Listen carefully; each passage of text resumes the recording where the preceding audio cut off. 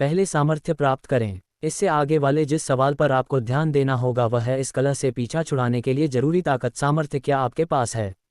इंसान के पास 3 तरह की सामर्थ्य होती है, मनुष्य बल, द्रव्य बल और मानसिक बल।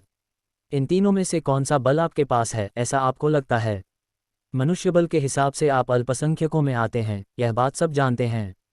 मुंबई इलाके में अस्पृश्य वर्ग की जनसंख्या कुल जनसंख्या के 8वें हिस्से 12.5% जितनी ही है। जो हैं वे भी संगठित नहीं हैं। जातिभेद के कारण उनमें संगठनात्मक शक्ति का पूरी तरह अभाव है। संगठन नहीं और इकट्ठा एक साथ भी नहीं हैं। वे गांव-गांव में बिखरे हुए हैं। इस वजह से जो अल्पसंख्या में मनुष्यबल है उसका भी संकटग्रस्त अस्पृश्यों की बस्ती के लिए कोई उपयोग नहीं है। द्रव्यबल के नजरिए से देखें तब भी आपकी वही हालत है। आपके पास थोड़ा बहुत मनुष्यबल है ऐसा तो कहा जा सकता है, लेकिन आपके पास द्रव्यबल बिल्कुल नहीं, यह बात साफ है। आपके पास कोई व्यापार नहीं, उद्यम नहीं, नौकरी नहीं और खेती भी नहीं है। उच्च वर्ग के लोग जो भी मेहनताना पारिश्रमिक देंगे उसी पर आपका गुजारा चलता है। आपके पास अनाज नहीं, वस्त्र नहीं, आपके पास द्रव्यबल होगा तो क्या होगा? अन्याय हो तो कोर्ट से न्याय मांगने की औकात आपकी नहीं है। कोर्ट का खर्चा उठा न पाने के कारण आप में से कई लोग हिंदुओं से होने वाले अत्याचार, अपमान और जोर जुल्म चुपचाप सह रहे हैं। इससे भी अधिक आपके पास मानसिक बल की कमी है। सैकड़ों साल उच्च जातियों की सेवा में बिताने के कारण सैकड़ों सालों से उनके द्वारा किए गए अपमान सहने की, उनके द्वारा की गई जिल्लत चुपचाप पी लेने के कारण पलटकर जवाब देने की आदत, विरोध करने की हिम्मत खत्म हो चुकी है। आपका आत्मविश्वास, उत्साह, महत्वाकांक्षा हार चुकी है। आप में से सभी लोग हताश, दीन और निस्तेज हो चुके हैं। निराशा का, पराजय का वातावरण सब दूर फैला हुआ है। कोई यह सोच ही नहीं पा रहा है कि यदि दृढ़ निश्चय करें तो हम भी कुछ कर सकते हैं। आप पर ही अत्याचार क्यों होते हैं? मैंने जो यथास्थिति का वर्णन किया है वह यदि सच है तो उससे निकलने वाला सिद्धांत आप सबको मानना होगा। वह सिद्धांत है, अगर आप अपने बल के भरोसे रहेंगे तो इस जुल्म का विरोध आप नहीं कर पाएंगे। आप में सामर्थ्य नहीं है, इसीलिए आप पर जुल्म होते हैं, इस बारे में मुझे कोई शक नहीं। इस इलाके में आप ही केवल अल्पसंख्यक हैं, ऐसी बात नहीं है। मुसलमान भी आप ही की तरह अल्पसंख्यक हैं। गांव में जिस तरह महारमांगों के 2-4 घर होते हैं उसी तरह मुसलमानों के भी 2-4 घर ही होते हैं। किंतु उन मुसलमानों को कोई परेशान नहीं करता, लेकिन आपके साथ हमेशा जुल्म होते रहते हैं। इसकी वजह क्या है? मुसलमानों के भी 2 ही घर होते हैं, लेकिन कोई उन पर अत्याचार नहीं करता। आपके 10 घर होते हैं, फिर भी पूरा गांव आपके पीछे पड़ा रहता है, ऐसा क्यों? इसके बारे में आपको अच्छी तरह से सोचना होगा। मेरे विचार में इसका एक ही जवाब दिया जा सकता है कि उन 2 मुसलमान घरों के पीछे पूरे भारत के मुसलमानों का सामर्थ्य और ताकत खड़ी होती है। हिंदू लोग इस बारे में जानते हैं, इसी कारण उन 2 मुसलमानों से पंगा लेने की साधारणतः किसी की हिम्मत नहीं होती। उन 2 घरों के पीछे अगर कोई पड़े तो पंजाब से लेकर मद्रास तक मुसलमान समाज अपनी पूरी ताकत के साथ उनके पीछे खड़ा हो जाता है।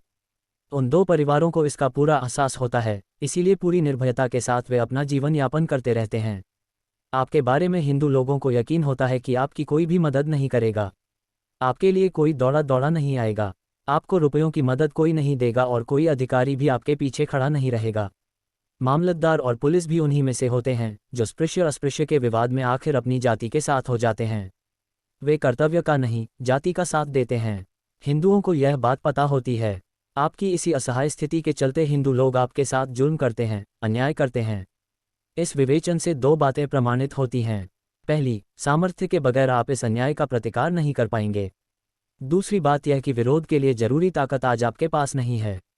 इन 2 बातों के साबित होते ही एक और बात अपने आप साबित हो जाती है, वह यह कि आपको जिस सामर्थ्य की जरूरत है वह आपको बाहर कहीं से प्राप्त करना होगा।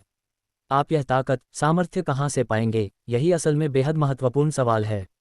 आपको खुले दिमाग से इस पर विचार करना चाहिए। हमें बाहर से सामर्थ्य प्राप्त करना होगा।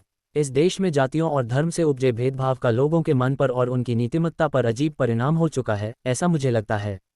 दुख, दरिद्रता, क्लेश के बारे में यहाँ किसी को बुरा नहीं लगता, और अगर कभी लगा भी तो उसे खत्म करने की कोई कोशिश नहीं करता, अपने धर्मबंधुओं पर अथवा अपने जाति बांधवों पर। दुख, जुल्म अथवा दरिद्रता का पहाड़ यदि टूटता है तो उसके निवारण के लिए लोग मदद करते हैं। कोई भी यह ना भूलें कि नीतिक नैतिकता की यह बात भले जितनी भी विकृत हो तब भी अभी तक जारी है। जिन गांवों में अस्पृश्य लोगों पर हिंदुओं द्वारा जुल्म किए जाते हैं उस गांव में दूसरे धर्म के लोग होते ही नहीं हैं, ऐसी बात नहीं है। अस्पृश्यों के साथ हो रहे अत्याचार गलत हैं, ऐसा उन्हें भी लगता है, लेकिन जो हो रहा है वह अन्याय है, यह जानकर भी वे मदद के लिए आगे नहीं आते। आप हमारी मदद क्यों नहीं करते? ऐसा अगर आप उनसे पूछें तो आपके टिंटे में हम क्यों पड़ें? आप अगर हमारे धर्म के होते तो हम आपकी मदद जरूर करते, ऐसा जवाब वे आपको देते हैं। इससे एक बात आपके ध्यान में आएगी कि किसी और धर्म से जब तक आप अपना संबंध स्थापित नहीं करेंगे, किसी और धर्म में जब तक आप शामिल नहीं होंगे, तब तक आपको बाहरी सामर्थ्य प्राप्त नहीं होगा। इसका साफ साफ मतलब यही होता है कि आपको धर्म परिवर्तन कर किसी अन्य धर्म में शामिल होना पड़ेगा। उसके बगैर आपको उस समाज का सामर्थ्य प्राप्त नहीं होगा। जब तक आपके पास ताकत सामर्थ्य नहीं, तब तक आपको आपकी भावी पीढ़ी को भी आज की आपकी जैसी हालत है उसी हालत में दिन बिताने पड़ेंगे। धर्म परिवर्तन के आध्यात्मिक कारण। एक कल्याण के लिए धर्म परिवर्तन की क्या आवश्यकता है, यह हमने अब तक देखा। अब आध्यात्मिक कारणों के लिए धर्म परिवर्तन की आवश्यकता कैसे है, इस बारे में मैं आपके सामने अपने विचार प्रस्तुत करने जा रहा हूँ।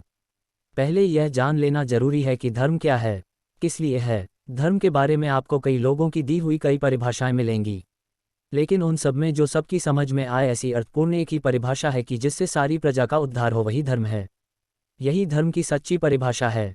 मैंने यह परिभाषा नहीं दी है, सनातनी हिंदुओं के अग्रगण्य नेता लोग बाल गंगाधर तिलक की यह परिभाषा दी हुई है। मैंने धर्म की इस परिभाषा के साथ छेड़छाड़ की, ऐसा आरोप कोई मुझ पर लगा नहीं सकता। मैंने यह परिभाषा नहीं की है, लेकिन विवाद के लिए मैं इसे मान रहा हूँ, ऐसा भी नहीं है। मैं इस परिभाषा को मानता हूँ। समाज के भले के लिए जो बंधन डाले जाते हैं वही धर्म है। धर्म के बारे में मैं भी यही सोचता हूँ। वास्तविक दृष्टि से हो या तार्किक दृष्टि से यह व्याख्या अगर सही लगती है, तो समाज के उद्धार के लिए समाज के बंधन किस तरह के होने चाहिए, इस सवाल के जवाब में इस परिभाषा से कोई जवाब नहीं मिलता, न कोई बात स्पष्ट हो पाती है। समाज के उद्धार के लिए समाज के बंधन किस तरह के होने चाहिए, यह सवाल बाकी बचता है, और यह सवाल धर्म की परिभाषा से बहुत अधिक महत्वपूर्ण है। क्योंकि धर्म क्या है और अधर्म क्या है, यह किसी परिभाषा पर आधारित नहीं होता। यह उन बंधनों के उद्देश्य पर और उनके स्वरूप पर निर्भर करता है। जिन बंधनों के कारण समाज के सभी लोगों का उद्धार हो सके, वे किस तरह के होने चाहिए, यानी सच्चे धर्म का स्वरूप किस तरह का हो। इस मुद्दे पर सोचते हुए एक सवाल उभरता है कि समाज और व्यक्ति का सैद्धांतिक संबंध किस तरह का होना चाहिए। इस सवाल पर समाजशास्त्र के विद्वानों ने 3 तरह के मत व्यक्त किए हैं। कुछ विद्वानों के मतानुसार व्यक्ति को सुख की प्राप्ति हो, यही समाज के बंधनों का अंतिम उद्देश्य होता है। कुछ लोगों के मतानुसार सामाजिक बंधनों का प्रमुख उद्देश्य ऐसा हो जिनसे व्यक्ति के गुणों का और शक्ति का विकास हो और उसे पूर्णावस्था में पहुंचने में वे मददगार साबित हों। कुछ और लोगों का यह मानना है कि सामाजिक बंधनों का उद्देश्य व्यक्ति की सुख प्राप्ति या उसकी उन्नति न होकर आदर्श समाज तैयार करना ही होना चाहिए। हिंदू धर्म की कल्पना इन तीनों से बिल्कुल अलग है। हिंदू धर्म में व्यक्ति का कोई स्थान नहीं है। हिंदू धर्म की रचना वर्ग की कल्पना पर आधारित है। एक व्यक्ति दूसरे व्यक्ति के साथ कैसे पेश आए, इसकी सीख हिंदू धर्म नहीं देता। एक वर्ग दूसरे वर्ग के साथ कैसे बर्ताव करे, इसके बारे में हिंदू धर्म बताता है। जिस धर्म में व्यक्ति की अहमियत नहीं, उस धर्म को मेरी मान्यता नहीं। व्यक्ति के जीवन के लिए समाज की भले आवश्यकता हो, लेकिन सामाजिक बंधन धर्म का अंतिम उद्देश्य नहीं हो सकता। व्यक्ति का विकास ही धर्म का सच्चा उद्देश्य है, ऐसा मैं मानता हूँ। व्यक्ति समाज में भले रहता हो, मनुष्य भले समाज का एक हिस्सा हो, लेकिन उसका और समाज का संबंध शरीर और विभिन्न अंग, गाड़ी और पहिए के संबंध जैसा होता है, ऐसा मैं नहीं मानता हूँ।